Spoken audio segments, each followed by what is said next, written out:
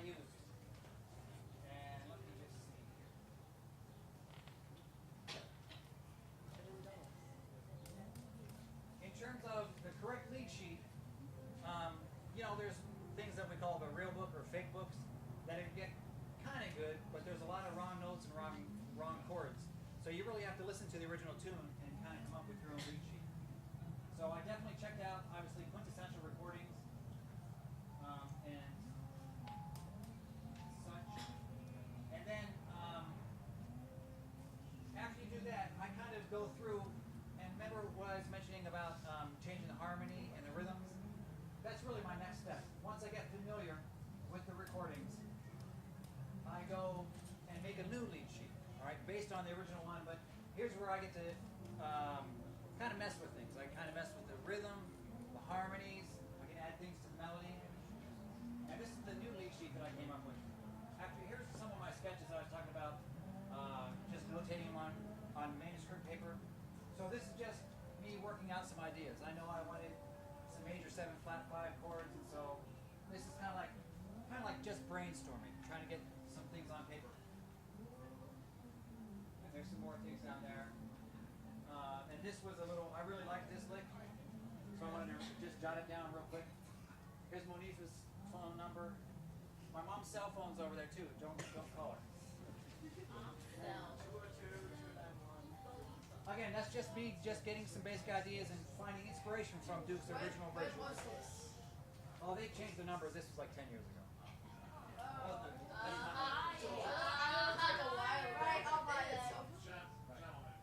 So again, from Duke's original thing, I'm not going to change any melody notes. But I'm going to add a few things here and there, mess with the rhythms. But what I really like to do is change the harmony. So until the solo choruses, there's none of the original chords. The original chords are beautiful, but for me, one way I put my stamp on things is I change all the harmony. So that's what I talk about, a new lead sheet. This is kind of what I came up with. I'm looking at this chord quality. You might not be able to tell quite what it is, but that's a major 7 flat 5. So I try to use Duke's original melody. That's actually rhythmically accurate as well, but put new chords underneath it, so it has like a new set of clothes. And I decided at this point I wanted to use the same chord quality throughout the whole A section. So you'll hear in the recording major 7 flat 5s. And then for the bridge, I decided to use major 7 sharp 5s. I don't have a piano, so I really can't explain it to you with the piano. But again, Duke's original melody, but with new chords. And then you'll hear in a little bit kind of where I took ideas that Duke already had and kind of manipulated them and used it into the arrangement that I did. And you'll hear the opening lick. You know, we talk about there's 2 different ways to view music. Even in a jazz band, when you have a melodic figure, we're talking about the horizontal, right? But when a full band is playing, it's like a vertical structure. So here's an example of a vertical structure that I was messing with.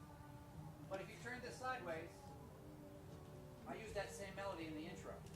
So at the same time, this looks like this, I turned it sideways and used it as a horizontal as well. And that was definitely inspired by Duke Ellington as well. So that's the new lead sheet that I came up with. And here's just some more examples of me working out my ideas. Again, I do a lot with harmony. That's really what excites me. So this is Soft Wind as a Morning Sunrise. Again, I'm just a certain note cool over there. Now I'm going to jump up to the top. So that's where I'm seeing the melody doing some real. That is what I call the schematic. It's, again, just trying to get a big before I get into all. If I have any detail, I'll jot them down. You saw that little lick right underneath his number. I do have a specific idea, but I'm trying to see a broad picture in arrangement. And this is what I like to do again on paper. Paper winkle cards. It's just plain as this. The introduction list. Okay, flugels, stand. It's going to be the melody, tenor, guitar, trombone. The big pops with a B-set flugel. And I'm not writing any notes at all. I'm not that far into my chart. I want to imagine the chart is going to unfold. I do a lot of it, and it's in pencil. I'm not wedded to any of this. It's actually on the computer. But I did that, and then here's another chart. Just as an example, each one's a different section.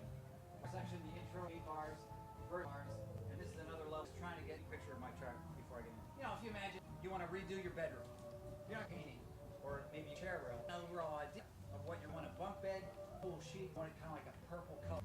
A complete picture in mind. You get to work, it's much more quick, much more efficient. Anybody have a purple? Anybody? You do. Good.